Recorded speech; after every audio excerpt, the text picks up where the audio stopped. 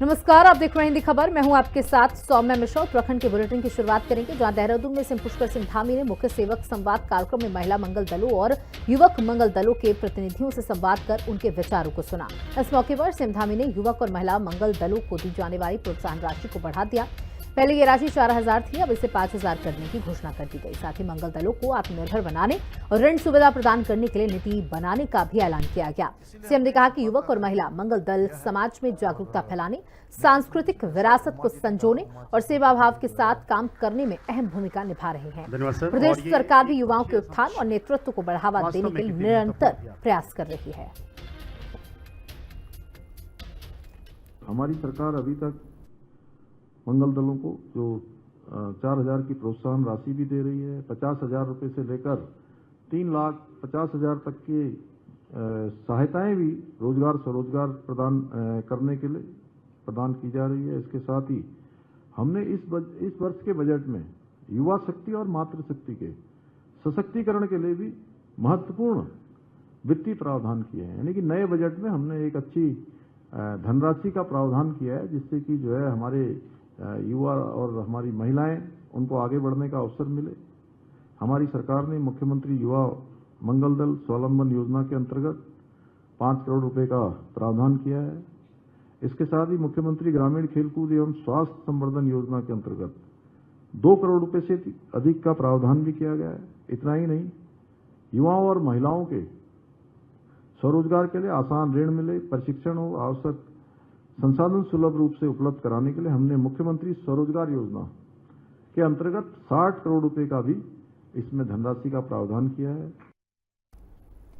Operation सिंदूर को लेकर cabinet मंत्री सतपाल महाराज ने कहा कि भारतीय सेना ने ऑपरेशन सिंदूर के तहत आतंकवादियों के ठिकानों को चुन चुन कर तबाह कर महत्वपूर्ण सफलता हासिल की है। उन्होंने कहा पाकिस्तानी एयरबेस और आतंकी ठिकानों को नष्ट करने में नाविक उपग्रह की बड़ी भूमिका है। उन्होंने बताया कि नाविक उपग्रह एक स्वदेशी नौवहन उपग्रह प्रणाली है जिसे इसरो ने विकसित किया है। भारतीय सेना ने ऑपरेशन सिंदूर के तहत आतंकवादियों के ठिकानों को चुन चुन कर तबाह कर महत्वपूर्ण सफलता हासिल की है। इस ऑपरेशन में हमारी सेना की बहादुरी, कौशल और समर्पण ने एक बार फिर देश की सुरक्षा और संप्रभुता की रक्षा के प्रति हमारी प्रतिबद्धता को प्रदर्शित किया है। इस ऑपरेशन की सफलता के लिए मैं भारतीय सेना के सभी जवानों और अधिकारियों को बधाई देता हूं। ऑपरेशन सिंदूर की सफलता ने दिखा दिया है कि हमारी सेना किसी भी चुनौती का सामना करने के लिए तैयार है। धामी सरकार का भ्रष्टाचार पर कड़ा प्रहार जारी है। देहरादून में विजिलेंस ने आईएसबीटी चौकी प्रभारी को 1 लाख रुपए रिश्वत लेते रंगे हाथों गिरफ्तार कर लिया। सरकार जीरो टॉलरेंस की नीति पर काम कर रही है। बता दें कि कांग्रेस के वरिष्ठ नेता और पूर्व मुख्यमंत्री हरीश रावत का कहना है कि विजिलेंस हमेशा लोगों को पकड़ती रही। भ्रष्टाचार के खिलाफ ये पहली बार नहीं हो रहा। हरीश रावत ने कहा कि इस वक्त प्रदेश में लूट, झूठ और फूट चरम पर है, इसलिए चिंतित सरकार बार बार आंकड़े दोहरा रही है। इस समय जगह जगह लूट लूट लूट लूट, मतलब सारा उत्तराखंड कह रहा है झूठ झूठ झूठ, लूट लूट लूट, फूट फूट फूट। तो ये झूठ, लूट और फूट की तरफ से चिंतित सरकार ये आंकड़े बार बार दोहरा रही है। ये धामी सरकार डरी हुई है। झूठ, लूट, फूट के नारे से ये बार बार कह रही है हमने इतना पकड़ दिया, हमने इतने पकड़ दिए। अरे यहाँ तुमने भ्रष्टाचार को शिष्टाचार बना दिया। खबर विकासनगर से है, जहां भाजपा ने ऑपरेशन सिंदूर की सफलता को लेकर देश की सेनाओं के सम्मान में तिरंगा शौर्य सम्मान यात्रा निकाली। विकासनगर के हाईवे ग्राउंड से शुरू हुई तिरंगा शौर्य सम्मान यात्रा विभिन्न स्थानों से होती हुई डाक पत्थर तिराहे पर संपन्न हुई। पद यात्रा में भाजपा कार्यकर्ताओं के साथ ही बड़ी संख्या में स्थानीय जनता और विभिन्न स्कूलों से आए बच्चों ने हाथों में तिरंगा और ऑपरेशन सिंदूर लिखे पोस्टर लेकर भाग लिया।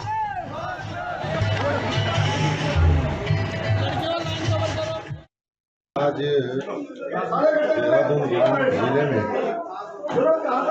तिरंगा यात्रा निकली और आप देख रहे हैं कि आम नागरिक से लेकर हर वर्ग, हर समाज, हमारे युवा साथी, हमारे छात्र छात्राएं, सब में तमाम उत्साह है जो 22 अप्रैल को पहलगाम में आतंकवादियों द्वारा नृशंस हत्या की गई थी, और उसके जवाब में हमारी भारतीय सेना ने हमारे देश का नेतृत्व आदरणीय प्रधानमंत्री नरेंद्र मोदी के नेतृत्व में जो आतंकवादी ठिकाने ध्वस्त किए गए, आतंकवादियों को मारा गया है, और क्या नाम से आज आप देखो पूरे देश में जो उत्साह बना हुआ है, उसी उपलक्ष्य में आज हर समाज का हर वर्ग आज इस तिरंगा यात्रा में शामिल था। सब लोग माननीय प्रधानमंत्री नरेंद्र भाई मोदी जी का धन्यवाद करना चाहते हैं। ऑपरेशन सिंदूर की सफलता के बाद जब बौखला करके पाकिस्तान ने उसका जवाब देने का दुस्साहस करने का प्रयास किया, तो इससे पहले वो उठ खड़े होते, उनको उन्हीं के मांद में धूल दूषित करने का काम किया और पाकिस्तान को घुटनों पे बल आने पर के लिए मजबूर कर दिया। भारतीय सेना भारत से बाहर एक सुपर पावर है। आज पूरा देश लामबंद होकर के भारतीय सेनाओं के पराक्रम और शौर्य को सैल्यूट करता है। आज विकास नगर में ये जो तिरंगा शौर्य यात्रा थी, ये भी उसका एक जनता का प्रकटीकरण है। दिनेशपुर नगर पंचायत में बस को हरी झंडी दिखाकर रवाना किया गया। ये बस सेवा दिनेशपुर से शक्ति फार्म तक के लिए होगी। वहीं लंबे समय के बाद दिनेशपुर से शक्ति फार्म के बीच सीधी बस सेवा शुरू होने से क्षेत्र की जनता ने सरकार का आभार जताया। बता दें कि पहले लोगों को दिनेशपुर से शक्ति फार्म जाने के लिए 3 बस बदलनी पड़ती। इस सफर को तय करने में तकरीबन 3 घंटे का समय लगता था। वहीं सीधी बस सेवा शुरू होने से सफर करीब 1 से 1.5 घंटे में तय किया जा सकेगा। झंडा ऐसे रखिए सीधा। बस ऑनर हूँ मैं। ये बसें शक्ति फार्म से रुद्रपुर होते हुए सीधे दिनेशपुर पहुँचेंगी और दिनेशपुर से रुद्रपुर कच्चा होते हुए शक्ति फार्म पहुँचेंगी। ये पहली बस यहाँ से 6:30 बजे चलेगी दिनेशपुर से, और शक्ति फार्म से भी 6:30 बजे का टाइम होगा। क्या किराया? शक्ति फार्म से दिनेशपुर का 100 रुपये किराया है। बहुत अच्छा लग रहा है। दिनेशपुर के और जनगण का अच्छा लग रहा है। ये दिनेशपुर के बाहर के गलरबुल, साकी मोड़, इसके भी बहुत फायदा होगा। क्या कहना चाहते हैं आप यहाँ? क्या पहला शक्ति फार्म जाने के लिए बहुत यहाँ से रुद्रपुर से किस्सा से फिर बहुत परेशानी था। आप परेशानी खत्म।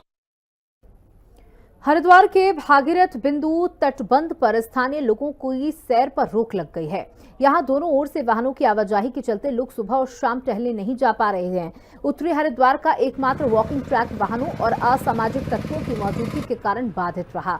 स्थानीय लोग इस ट्रैक पर दोनों ओर गेट लगाने और यहां नशा करने वालों पर पुलिस की कार्रवाई की मांग कर रहे हैं।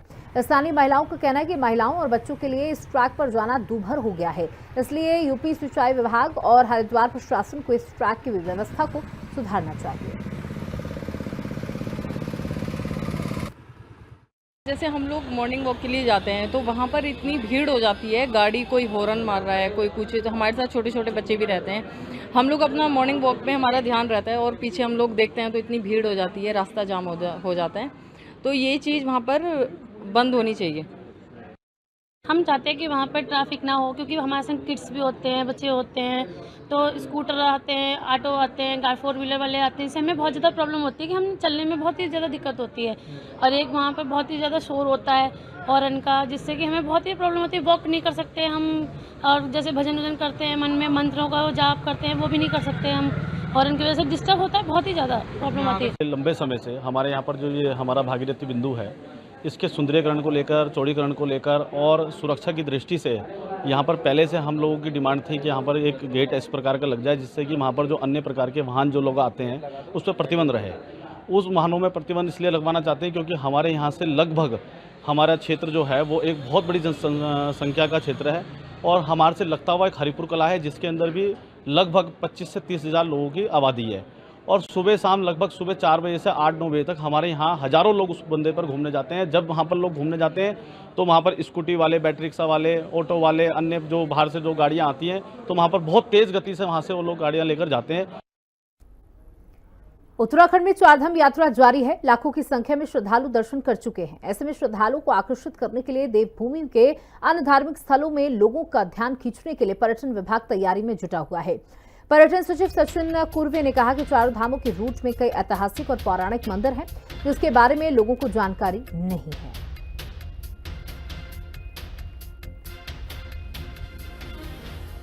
चारधाम के रूट में ऐसे कई ऐतिहासिक और पौराणिक महत्व के जो मंदिर है जो लोगों को पता नहीं, जैसे हम लेसर नोन डेस्टिनेशंस कहते हैं, हिडन जेम्स कहते हैं।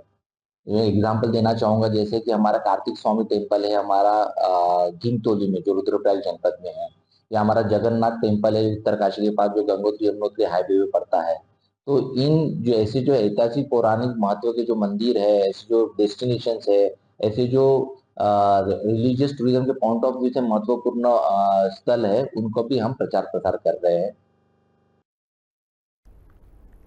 खबर मसूरी से है, जहां पद्मश्री और पद्म भूषण रस्किन बॉन्ड ने अपने 90वें जन्मदिन पर सार्वजनिक जश्न को रद्द करने का फैसला किया। ये कदम उन्होंने हाल ही में कश्मीर के पहलगाम में हुए आतंकी हमले के पीड़ित के प्रति अपनी श्रद्धांजलि अर्पित करने के रूप में उठाया। उन्होंने कहा कि इस कठिन समय में हम सभी को पीड़ितों और उनके परिवारों के साथ मजबूती से खड़ा होना चाहिए। हालांकि बॉन्ड ने बताया कि वे जून में कैम्ब्रिज बुक स्टोर में अपने पाठकों से व्यक्तिगत रूप से मिलने के लिए जाएंगे।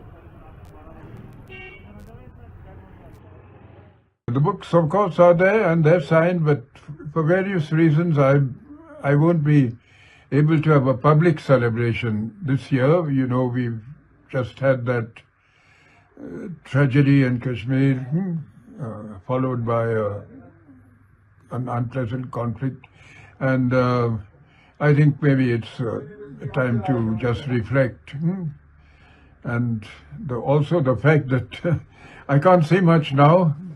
And I'm hobbling around, but maybe in June, and when things are different.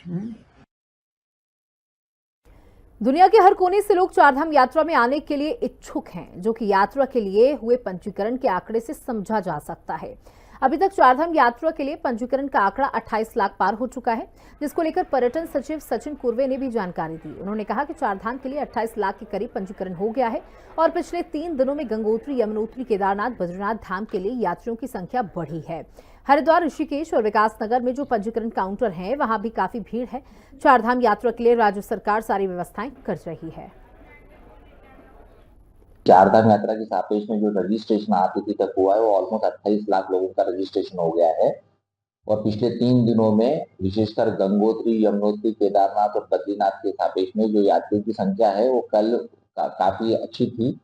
और जो रजिस्ट्रेशन काउंटर है हमारे ऋषिकेश, हरिद्वार और विकासनगर में, वहाँ पे भी काफी भीड़ है। और आपके माध्यम से मैं इतना बताना चाहूंगा कि चारधाम यात्रा के सापेक्ष राज्य सरकार ने पूरी जो कार्रवाई करनी थी पूरी कर लिया है। सारी अवस्थापनाएं जो विकसित करनी थी कर लिया है।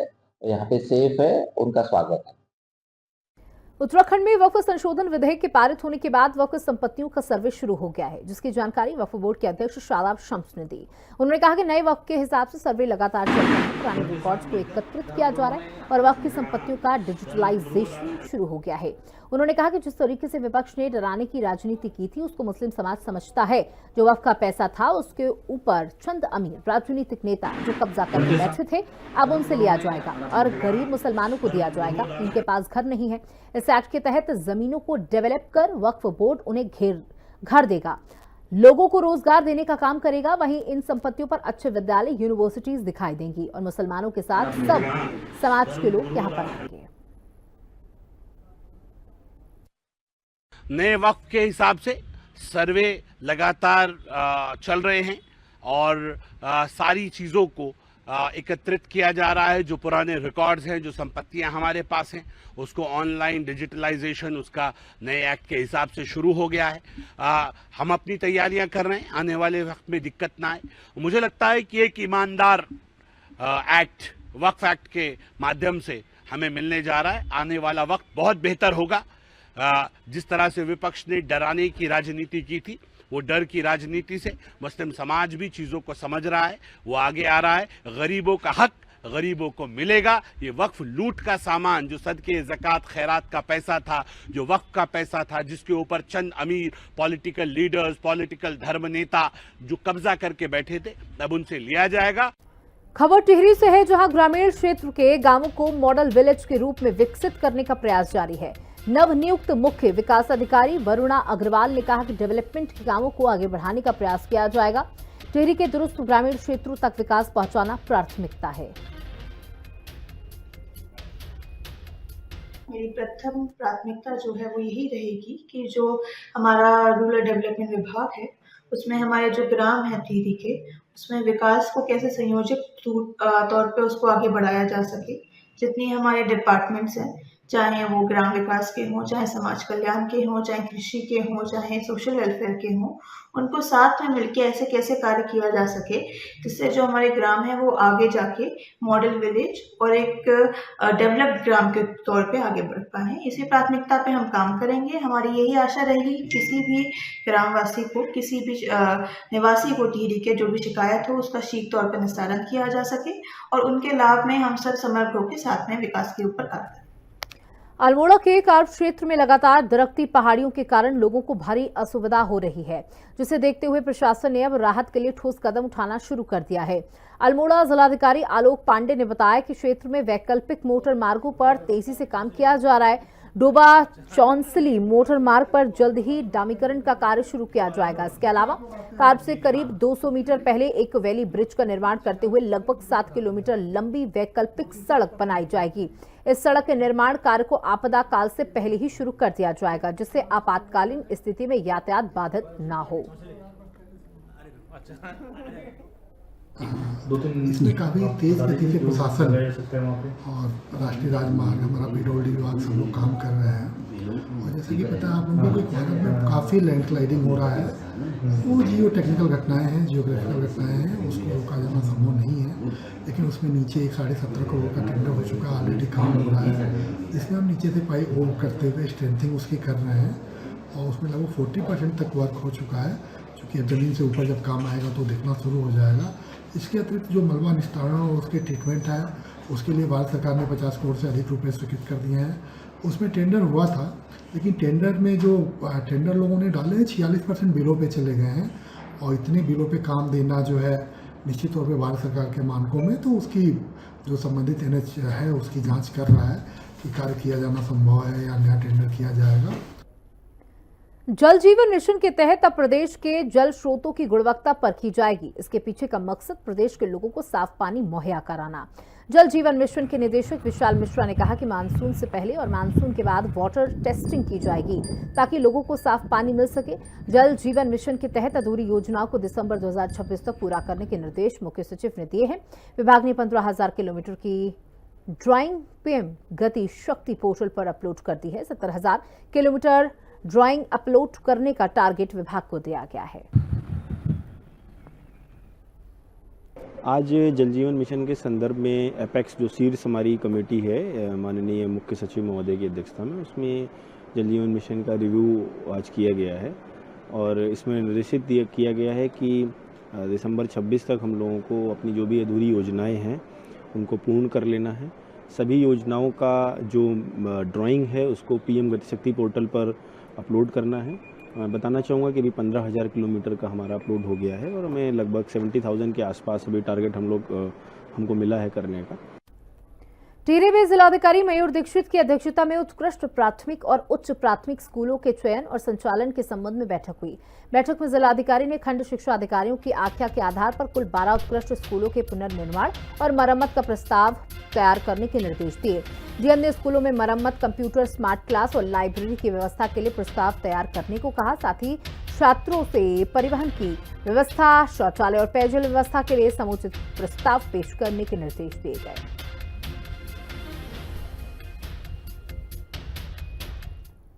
मसूरी वन विभाग ने मसूरी देहरादून मार्ग पानी वाले बैंड पर सड़क किनारे अनधिकृत रूप से किए जा रहे अवैध निर्माण को ध्वस्त कर दिया। मसूरी DFO अमित कुंवर ने बताया कि मसूरी देहरादून मार्ग पर बिना अनुमति के विशाल लोहे का स्ट्रक्चर खड़ा कर दिया गया था। विभाग ने कई बार अवैध रूप से बनाए जा रहे लोहे के स्ट्रक्चर न बनाए जाने को लेकर नोटिस भी दिया गया, लेकिन अवैध निर्माण को जारी रखा गया, जिस पर बुधवार को वन विभाग की टीम ने बनाए गए लोहे के स्ट्रक्चर को ध्वस्त कर दिया।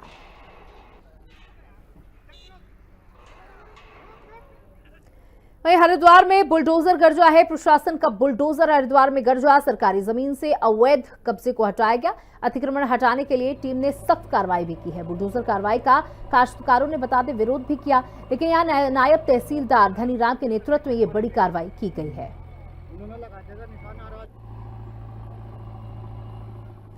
हल्द्वानी के डहरिया में बाबा रामपाल के सत्संग आश्रम पर सिटी मजिस्ट्रेट एपी वाजपेयी ने पुलिस और सशस्त्र बलों के जवानों के साथ सीलिंग की कार्रवाई की। सिटी मजिस्ट्रेट ने बताया कि प्राधिकरण की जांच में पाया गया कि जिस भवन में आश्रम संचालित किया जा रहा था वह आवासीय नक्शे के आधार पर बनाया गया था, लेकिन नियमों के विरुद्ध उमड़े उसमें बड़े स्तर पर निर्माण परिवर्तन कर अलग अलग कमरे असेंबल किए गए थे। इसके चलते पहले ही आश्रम को नोटिस जारी किया गया था। उन्होंने बताया कि आश्रम में बड़ी संख्या में लोगों की आवाजाही होती है, जिससे जन सुविधा और सुरक्षा को लेकर चिंता बनी हुई थी। इसी को ध्यान में रखते हुए भवन में को सील करने की कार्रवाई की गई।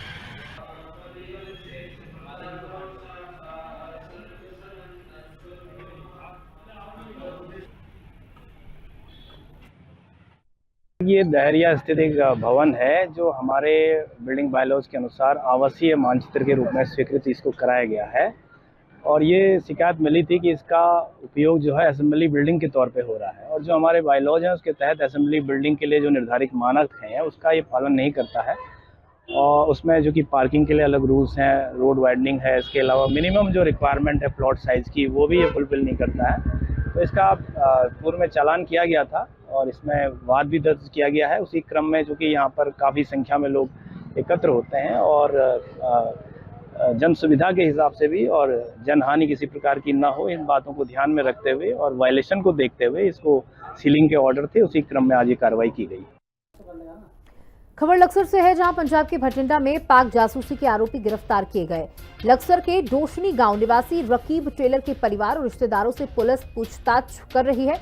लक्सर पुलिस और स्थानीय अधिसूचना इकाई द्वारा रकीब के परिवार के लोगों मोबाइल फोन कॉन्टैक्ट खंगालने के साथ ही उनके संपर्क में आए लोगों का ब्यौरा भी इकट्ठा किया जा रहा है।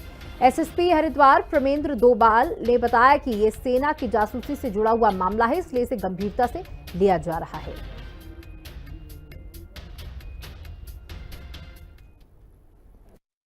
भटिंडा सैन्य छावनी में एक व्यक्ति जो टेलरिंग का वहाँ काम करता था, राकीब पुत्र इकबाल, वो पकड़ा गया था सैन्य जासूसी के मामले में।